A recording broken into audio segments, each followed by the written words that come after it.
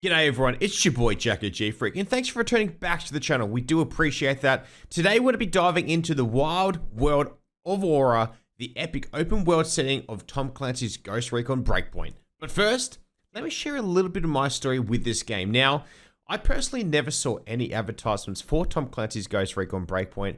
Maybe that's because it was released in October 2019 during the COVID 2019 pandemic. Call of Duty Modern Warfare was about to be the biggest game of the year, taking advantage of everyone's reminiscence of the original Call of Duty 4 Modern Warfare, and add to the fire, which Warzone 2019 Verdansk followed shortly afterwards. That exploded, everyone was homebound, creating the perfect storm for Activision Blizzard to cash in on those COD points, baby. I would have hated to have seen how much cash they made that year. But anyway, look, fast forward 5 years to now, and I've heard of this game for the first time, Breakpoint. One of the lads, Supernova, was mentioning the games that we could play together as a crew, as it's always good to play with your mates, just switch off and just play some fun games. And it turned out that Wildlands was on sale a week ago for a cheap price, and I missed out.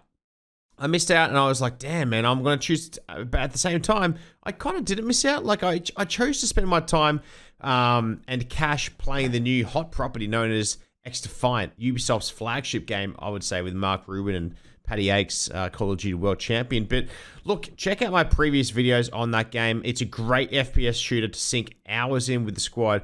It honestly is what Call of Duty really should be. But it's its own entity, so credit to the team over there doing some great things. The movement's great, the gunplay's great. It honestly is such a great game to just jump on, just play with the fellas, have a good time. No skill-based matchmaking. Get that shit out of my face. But look, now, back to the Tom Clancy's Breakpoint. It did make me slightly sad, though, that I didn't get Wildlands, as I did reminisce about my first Tom Clancy's Ghost Recon game, which was Ghost Recon Future Soldier back in 2012, when my mum got me that for, I think it was like Christmas. It had like ahead of its time mechanics. It was sick. You had flying drones to spot enemies for like scouting. You could do synchronized shots for stealthy takedowns, and something else that was really cool was like going invisible. So you could like walk past enemies and go completely invisible, like you've got that Harry Potter cloak on. That was very sick. That's all I can remember from back then. I was quite young, and I still am quite young now, okay, at my age of 27, so get off my case. But however, a week later, after grinding the ballistics out of XDefiant, Breakpoint was on sale. Nova brought that to the attention of us lads, and I committed to it. And I haven't looked back. It's my first few days, and I do miss the XDefiant action with the Sweat Lords. I'm having a bit of FOMO there, but both games can coexist in my gaming library. So let me tell you a little bit about the game. In case you don't know what the game's about, Breakpoint is an online tactical shooter game. Like its predecessor, Wildlands, Breakpoint is set in an open world environment. It's played from a third-person perspective with a first-person view option when aiming down sights. Players take on the role of Lieutenant Anthony Perryman, a member of the Delta Company, 1st Battalion, also known as the Ghosts. That's completely fictional, that we know of. Let's be real here. Tinfoil Hat has arrived. It is on the head. And, well, let's not get into it. But back to it. Character classes and the abilities. There are plenty that are around. You can switch between the classes during gameplay. You gather intel, choose your mission approach, and utilize a vast arsenal of weapons, including combat drones and rocket launchers. Or if you prefer the stealth, you can take people out silently, okay? We love that. Hide the bodies, get that Assassin's Creed thing happening. It's very Ubisoft. Is it Ubisoft or Ubisoft? Let me know in the comment section below.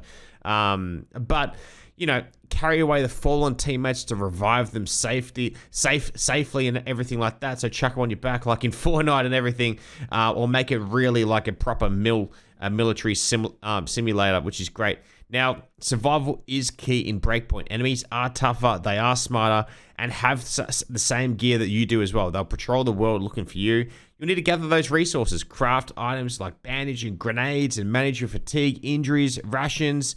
Ignoring these can slow you down, make you noisier, and affect your health regeneration. So far, it's such a good game. Like, I really am enjoying it. It's honestly great. This is not an advertisement. This is purely the fact that a few mates have wanted to get together, have a good time, play a good game, and do that together. Which I find that we kind of, nowadays, everything seems to push you away from that, I feel, a little bit. You know, there's no real casual game, PvE, which is player versus environment game, where you can really sit back and do that type of stuff. Not that I know of. Look, I'm kind of in my own little Call of Duty FPS shelter, so if there are any comment in the comment section below about which games you recommend for us to potentially play. I do know that there's that that toy action figure game where you're like jumping around in the supermarket, having a jolly good time and everything like that.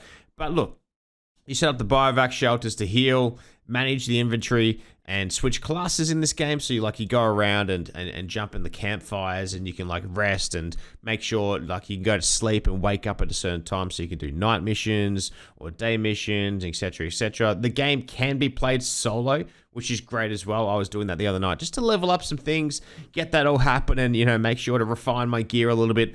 But I you know, listening to a viewer the other night, they came in and said, look, things don't really matter up until you're like level 20 or 40. I couldn't remember, but it was a number with a 0 on the end of it. Definitely not 100. It was definitely a low or 2 or 4. Who knows? I probably got that wrong, but you know what? It's probably 30, right in between. We'll split the bag.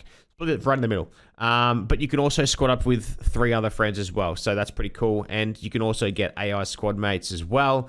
That was something that returned due to popular demand, I've read as well. Which, you know, okay, cool, great. Never knew that bots were the AI squad mates were such a big thing. And I guess, you know what, reminiscing back on Call of Duty, not Call of Duty. Jesus Christ, that's just in my head. That and it's skill-based matchmaking in Call of Duty points is just on my mind all the goddamn time. But it's backed by popular demand because I guess, you know, they were listening to me back in 2012 when Chiboy was playing Tom Clancy's Ghost Recon Future Soldier. But look, the storyline, it's great. I do enjoy it so far. I skip quite a bit of it. But it's the guy, that Frank guy from The Punisher. He's great in there. He's the I guess the bad guy. He was on the good side and went to the bad, so I'm not really sure. I'm not really why he went there. But as the story develops, I'm sure I'll figure that out. But the story features dialogue choices that, you know, don't change the main plot, but give you useful intel. There is a cool exploration mode as well, where instead of getting direct markers, you get clues to find objectives. It's kind of like a treasure hunt and all that type of stuff. So that's also great too. There's also like that pretty cool main base where you just walk in, check all your gear out, and there's all these other grinders that are in there still 5-6 years later, walking around, which is pretty cool as well. So the game is definitely not dead.